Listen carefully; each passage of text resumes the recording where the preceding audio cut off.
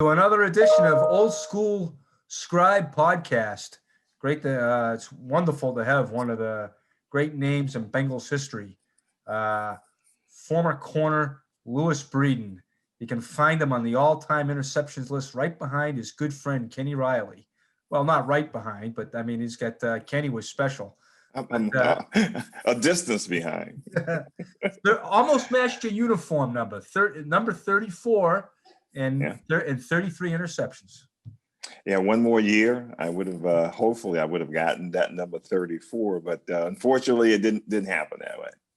Well, sometimes Lewis, certain events, they spur great memories. And so Brandon Wilson's 103-yard kick return on Sunday had us scrambling. We discovered it took us about 3 seconds to figure out it was the longest play in Bengals history. Mm-hmm. And we are talking to the author of what was the previous longest play of 102 yards. Later, you had a couple of friends join you, and Eric Bieniemy and Artrell Hawkins, but you were the first man to go to 102 yards. And when you did it so long ago, it tied an NFL record. I know, and Wilson, I really love him. He is one heck of a football player. And as we said, when I talked with you the other night, running back kickoffs, it's an art. There are some guys who can really do it well. Historically, can do it well. And unfortunately, in this era, you don't get a chance to run him back very often. If this guy had the kind of opportunity this guy had 20, 15 years ago, I'm not sure how many kickoff returns he would have. But he's a stubborn guy. He's young. He doesn't know any better. So someone should have told him, you do not break records of the old guys intentionally, man. You just can't. And that was the only thing I had to live on for the rest of my life. So now I don't have anything to brag about. So, I mean, he's a heck of a football player. You got plenty to brag about, and we're going to get to it. But I wanted to who you just talked about kick returners back in your day when you were playing. Who were some of the best? See, now you want me to do something that I'm not able to do very well because I did play football for 11 years, meaning I was knocked out several times. So there is some brain damage. So, gosh, it was good back that time. I do remember Billy White Shoes Johnson. I don't remember whether it was kicks, punts, or kickoff, but he was very good at it. And who's some of the other guys? I really can't remember that well. Yeah, they really weren't. You were in an era. It was more known for like wide receivers, which you covered. But it wasn't a great time for specialists. Yeah, they always had some. I mean, I never ran back kickoffs at all, but they were always specialists. And, we had a guy by the name of Deacon Turner who ran back very well. Just talking about some of the guys who were the Bengals. Do you remember Stanford Jennings, his Super Bowl touchdown? I think it was the only touchdown they had in that 1988 Super Bowl, 89 Super Bowl. So, there have been some good guys to do it, but I can't really pinpoint some of the great ones right now. Take us back to your 102-yarder. It was November 8th, 1981, and you guys were involved in a huge game with the Chargers. And we really didn't know how big it would be until 2 months later when it got you home field advantage for the Freezer Bowl. But take us back to that night and Dan Fouts knocking on the door. Yeah. We had a rough start with Seattle. I think they got ahead of us like 21-0. Turk Charnock came in, and people were laughing at our uniforms to start the season because we had those new stripes, the new helmets, and they did look kind of hideous when you look back at it. I mean, seriously, guys were actually laughing at us, and when they laughed at us, we actually looked at the uniform and said, "You know what? This is kind of bad." But we did win that ball game, and we went on a run. And just kept winning ball games. We went out to San Diego, and San Diego had Wes Chandler, had Charlie Jr., and Winslow. They just had a great offensive ball club, and they can put up points, man. You go to the bench and sit down, an offensive player, and before you can sit down, they've scored touchdowns on the defense already. Then you're back out on the field. That's how good they were, but we had a very good football team that year, a great offense, a good defense also. And I forget what quarter it was, but there was like 34 seconds left in the half. And yeah, they were getting ready to score to close the gap. And we were in a zone, and I think Fouts ran man. We disguised it very well. I was on the outside. Kenny Riley was on the inside. And I just happened to pick up a ball that hit my hand, my chest, and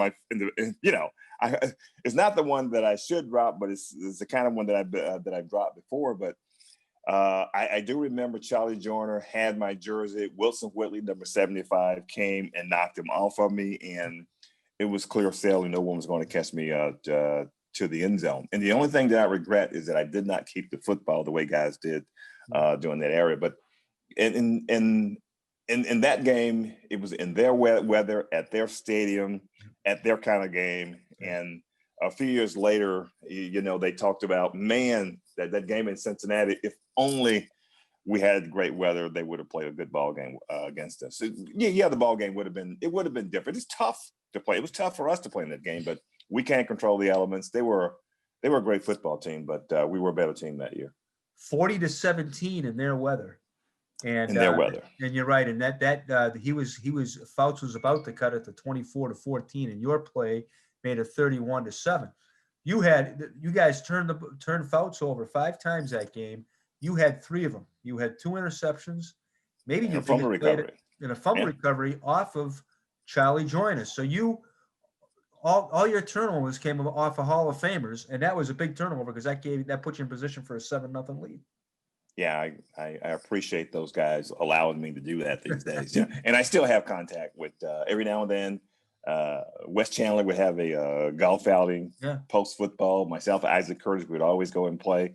We would see some of those guys and talk about that ball game and talk about some of the history of the playing in the NFL, playing against each other. That game was really the big game of the year for us because it's tough winning away from home, and it's tough winning on the West Coast. The Bengals don't have a history of playing well on the West Coast. Right, that's right. It was a tough ball game. It was hot, and they were on fire too, man. They had the kind of weapons. It kind of reminds you a lot of what Kansas City is doing now. I mean, they just go up and down and they score points. Now defensively, they didn't stop people, but they didn't have to. They were always going to outscore everybody, and that's what made them a great ball club. And it was a good rivalry back then. Mike Brown has always said that 81 team was the best Bengals team of all time, and the defense. I mean, the defense was as good as you had a top 10 defense. I mean, you guys had a great defense. We had a great defense. Yeah, we had Kenny Riley was on that team. My mentor. Yeah. Just a little story. When I came into the league in 1977, I played safety, never played corner in my life. And when I got to Cincinnati, I really was dependent upon a guy like Kenny Riley and Lamar Parrish, who was only there for 1 year when I was there. I was hurt by my rookie season. Next year I came in, I started every ball game, and I was always looking for Kenny Riley. And I went to Ken Riley as much as I can. And Ken Riley was the kind of guy who was always willing to help you. And I remember the first plane trip that we took. Veterans have their seating assignments on the plane going off on a trip that they didn't want to. It was 3 seats in a row, and the veterans didn't want anyone sitting in between them. And they certainly wasn't going to allow a rookie to sit in between them. And every time I stopped, I was kind of a, quiet, mild-mannered guy, and I'm walking down the aisles, and I didn't say anything. I looked at the guys, and I said, no, go ahead on, rookie. Look here. And I didn't want to sit up with the coaches and in the media. I want to sit back there with the guys. So, and Ken Riley saw it. Everybody just like pushing me aside. And Ken Riley said, come on, rookie, you can sit between, you can sit here. And I sit between he and someone else. I don't know who it was, but for the rest of his career, we sat together. And that's how he was. He was just an open guy. He wasn't a rah-rah guy. He was, very intelligent guy, very smart, the Rattler, FAMU quarterback, and one of the greatest athletes you ever want to see. To make that transition from all-world quarterback to an all-pro defensive back in the National Football League, that's special. That's phenomenal. Louis, you had a great career yourself, 33 interceptions. That's a lot of interceptions. Kenny almost had double that. Yeah, I know. Well, that's the difference. Kenny caught his. I dropped 300. So if I would have caught 70% of the ones that hit my hands, I would have beat Ken Riley by 50 because I did. I'm being facetious, obviously, but Ken Riley would pick at me all the time about the balls that I would get to balls, man, and I dropped so many interceptions. But Ken Riley had a remarkable ability to track the football and catch it and bring it in, and bring it over to the sideline. And I had a great knack for knocking it down or letting it hit me in the helmet, So 33 is still good and it still holds up. And the thing these days, though, is because guys are not really bound to a team the way we were. Right. Ken Riley was what here? Was it 15 years? 15 years, yeah. 15 years, yeah. That's a long time with one team. You just don't see that unless maybe it's a quarterback. But right. those records like that for one team, they're going to be hard to break. What's the one thing that Kenny taught you coming in, or the couple of things that Kenny taught you that really hung with you? Oh, he always taught me if you're going to be a quarterback, you really have to get over. If you make a bad play, get over it right away, because one is coming up. We get to the huddle and it's out there and they're coming at you again, and no one is going to have any pity for you. They don't care. They're coming to beat you again, and if you can't get over that, and if that play that happened 5 minutes ago is still in your mind, you're not going to be successful. And he always told me, and he says, Louis, he says, you don't play like a rookie. You just act like that stuff doesn't bother you. And I think maybe it's because my personality was a lot like Kenny Riley's. I didn't have those big highs, and I didn't have the big lows. And I think if you do have a little bit of if you're even, and a lot of those things are not going to upset you. You go play the next play, because there are a lot of plays that are going to come during the course of the ball game. And he was very good at that. He was like that with everyone. Just forget about the play that happened 30 seconds ago. There's a great story, I think, when I think this involved you and Kenny, and they were trying to figure out who's going to start. And Issac was just killing the other corner, and he just this is during practice. Doing practice. He came back and he said matter-of-factly to the defensive coordinator, you got your two best guys on the same side. and you and this is what happened, because I was hurt my rookie season and I came back that next year. So now you were drafted. You drafted in 70. I was drafted in 77. Right? I was hurt that whole year. I pulled a hamstring. Back then, the rule was if you got hurt, they put you on injured reserve. If they cut you, they had to release you and then reclaim you. So they decided to keep me on injured reserve, as opposed to because it took me a long time to recover anyway, because I really ripped that muscle. So that next year I came back and I was having one heck of a camp. And I can remember Boyd Dowler, who was a wide receiver coach. They were going through the pre-practice wide receiver drills, and he was throwing balls to the wide receivers, throwing patterns, and he was saying, beat Breeden to the ball, because I was just having a heck of a camp. I was all over the place. And one day we were at practice, and that's Mr. Smooth, quick, fast, world-class sprinter, Issac Curtis. Yeah. He ran a pattern, and I was covering him. He turned around, and as we were jogging back to the huddle, he passed the defensive backfield coach, who was Charlie Winter at the time. Yeah. And he told, just matter-of-factly, I didn't know it was coming. He says, you have your best two corners competing on the same side. He knew it. Kenny. Yeah. He said that these are your best two corners. Why you have them compete? That's what he was saying. Now, I'm not sure whether it was the next practice that day or the next practice that afternoon. They had me on the opposite side competing against the guy who was supposed to be starting on the left side. Right. I mean, that's the kind of influence that Issac Curtis had. So I'm always, he reminds me that I should be thankful for what he did for me. Speaking of the great Issac Curtis, go back to that San Diego game, and as you remember that season, rookie wide receiver Chris Collinsworth and tight end Danny Ross were tearing it up pretty good. And so I guess San Diego said, we're going to take away those two guys. They forgot about the wily veteran, and Issac went off in that game for about eight catches for 141 yards, and Collinsworth and Ross were on the sideline shaking their head, saying they don't know what they're doing. Collinsworth said, I knew the minute I went out there and saw what defense they were playing. He said, I knew Issac was going to kill him. Yeah, I don't think people realize the talent that how unique he was. He was a world-class sprinter. A lot of guys can't make that transition from sprinting to the football field. But he did play football, though. Yeah. But not only did he play football, not only was he fast, he had that kind of physical dexterity where he could run patterns.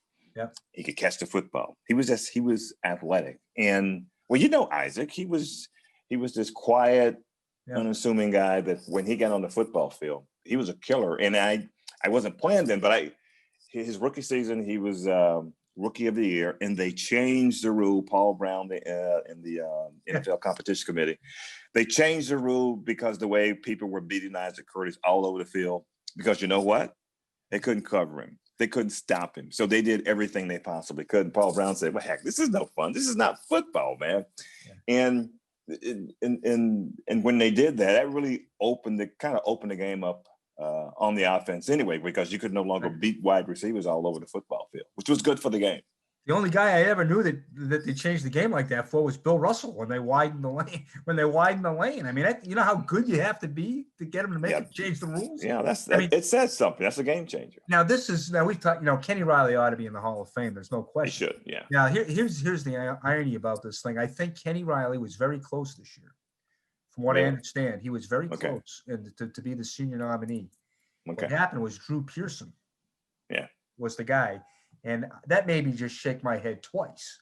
Yeah. Because Drew Pearson, very good player. Yeah. Right? Wide receiver for the Cowboys. Yeah. No Issac Curtis. And that is no disparagement of Drew Pearson at all. Yeah. But Issac Curtis was, you know, in a cut above, and that met Drew Pearson too. I've always said that about Issac. If Issac Curtis would have been a Pittsburgh Steeler with his numbers, a Dallas Cowboy, there are some advantages to winning and winning consistently. There are some advantages to winning Super Bowls. This is not basketball. Football is not basketball or baseball, where it is purely stat driven. If you have the numbers in baseball, you're going to get in. I don't care if you never played on a winning team.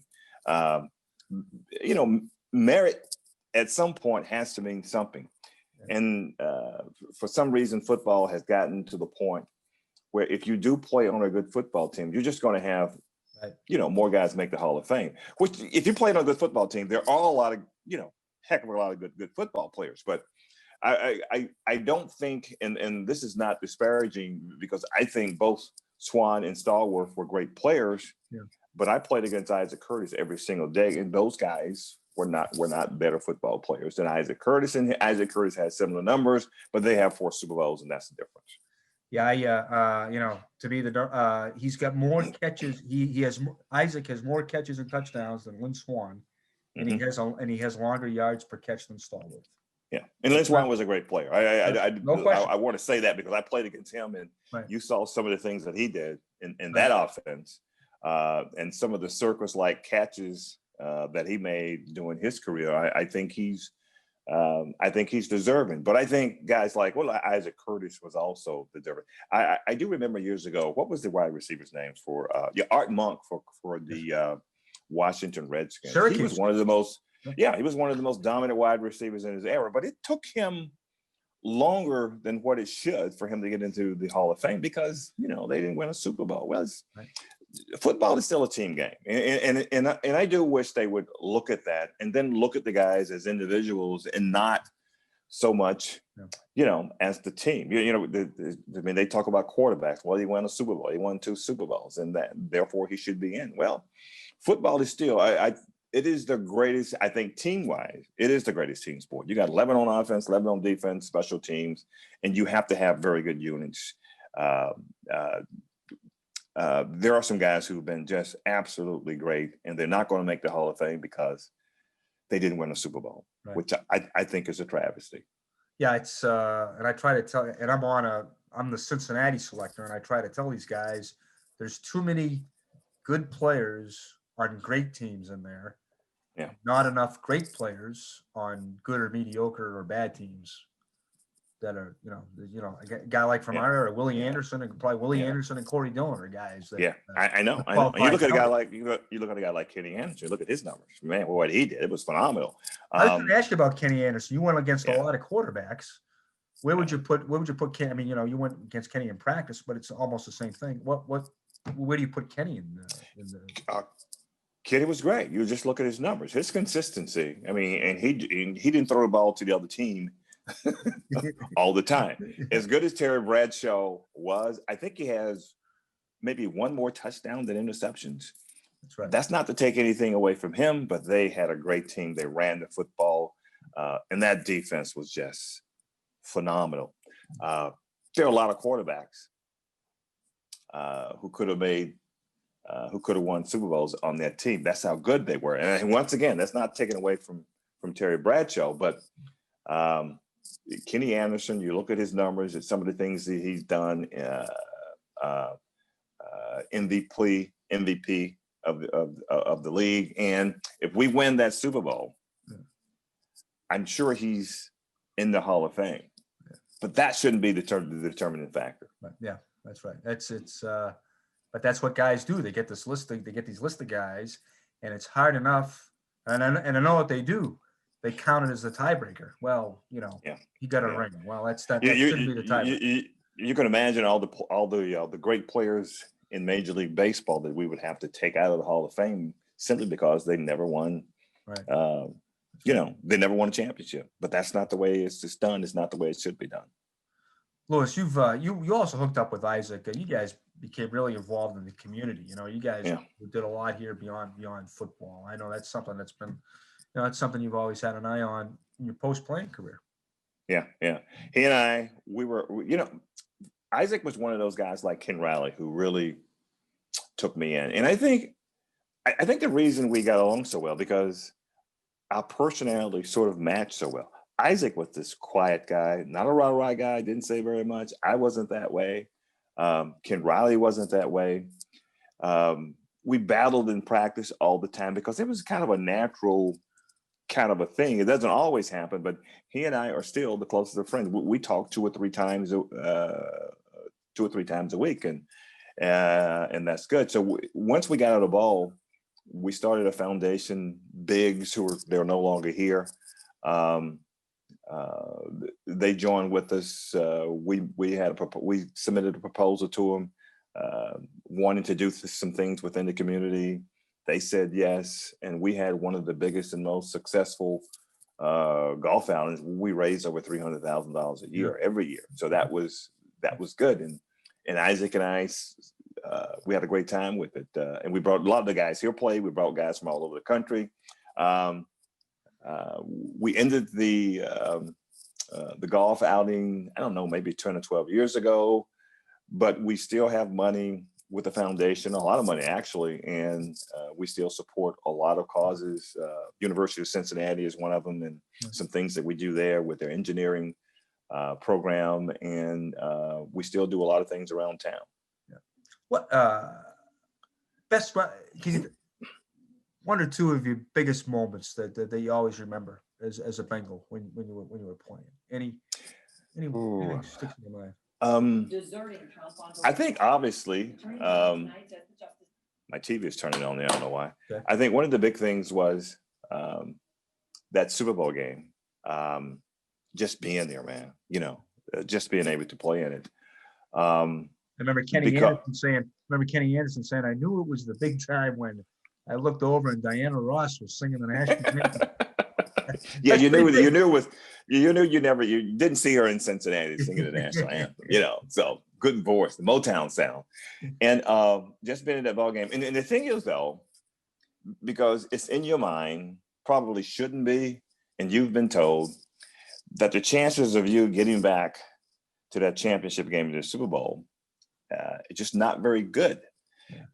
The chances of getting there are not very good. I guess the average time in the league is less than 3 years. So if you happen to get on a decent team that gets there and you don't win it, the possibility, man, you're not ever going back again. And that was a game that we lost. And that was one of the, and obviously the San Diego. But I think I just thought the biggest memory I had, and this is it, my rookie season, we played against the Pittsburgh Steelers. I played in left corner. My second year, right, which still would have been, kind of my rookie season. Right. And Lynn Swan.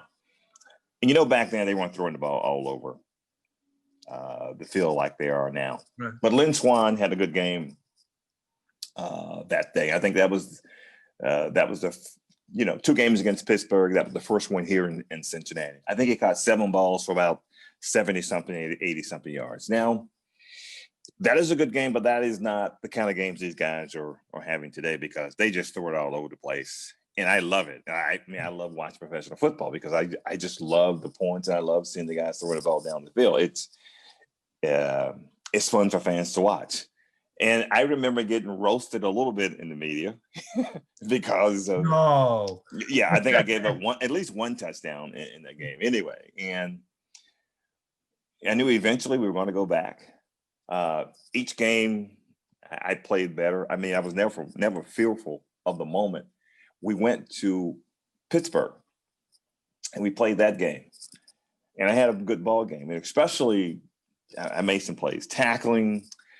But the stat line at the end of the game was Louis Breeden, 2 interceptions, Lynn Swan, 0 catches. Wow. We lost the game. I think it was like 6 or 7 to nothing or something like that, 7 to 6 or something like that. Yeah.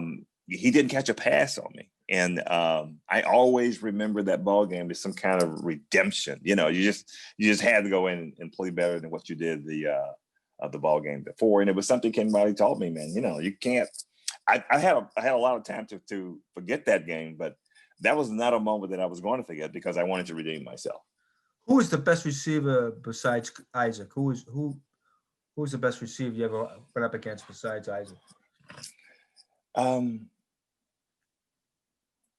There were a lot of them, man. Wes Chandler was always tough. He was always good, and and he was going to get a lot of opportunities to catch balls on you because they threw it up a lot. Mm-hmm. But Wes could just go get it.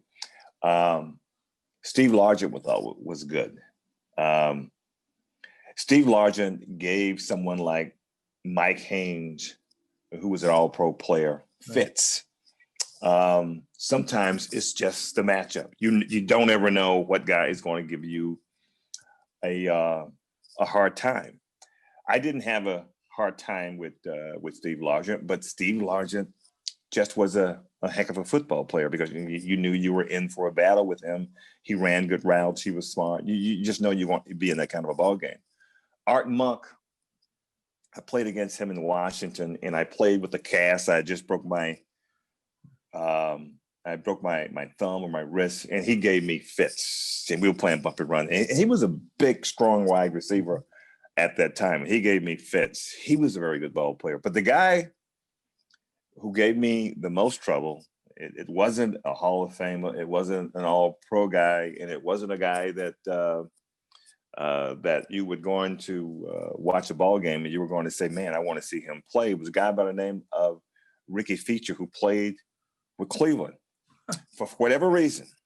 Yeah. I don't know what it was, but he just gave me a tough time. I had a tough time trying to get that. I used to tell him, man, golly, I don't know why everybody else covers you, but he did. He had some good ball games against me because, like I said, sometimes it's just a matchup, and the matchup doesn't work well in your favor. And he was kind of that guy for me.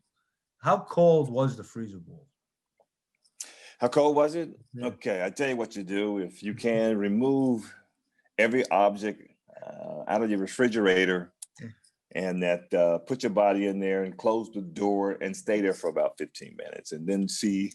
A lot of people would like to do that. A lot of people like to do that, by the way. Realize how cold it was. It was the coldest game you ever played in my life. I do remember the day before it was very cold. And we went out to practice and we didn't practice very long. The day of the game, we bummed it up, at least the DBs did. The offensive linemen, show-offs, they went out there shirtless and they put some oil on their arms and they were showing the muscles and everything. My muscles didn't look like theirs, so I had nothing to show. I had on long sleeves. I put on some long johns too underneath my pants, but I didn't move so well in them. So I took them off when I went back to the locker room. And I do remember halftime because it was so cold. Our warm-ups was abbreviated. Forrest Gregg said, let's come on in because it was just so cold. I mean, it was unbelievably cold. And it affected San Diego a lot more than it affected us. It affected Dan Fouts the way he threw the ball. Ken Anderson, it seemed, if you watch the film, the way he threw the football was like he was throwing in a nice, balmy California weather. Yeah. Fouts threw the football, and the football went all kinds of directions. The elements really bothered him where it did not affect Kenny Anderson. I know Kenny was cold.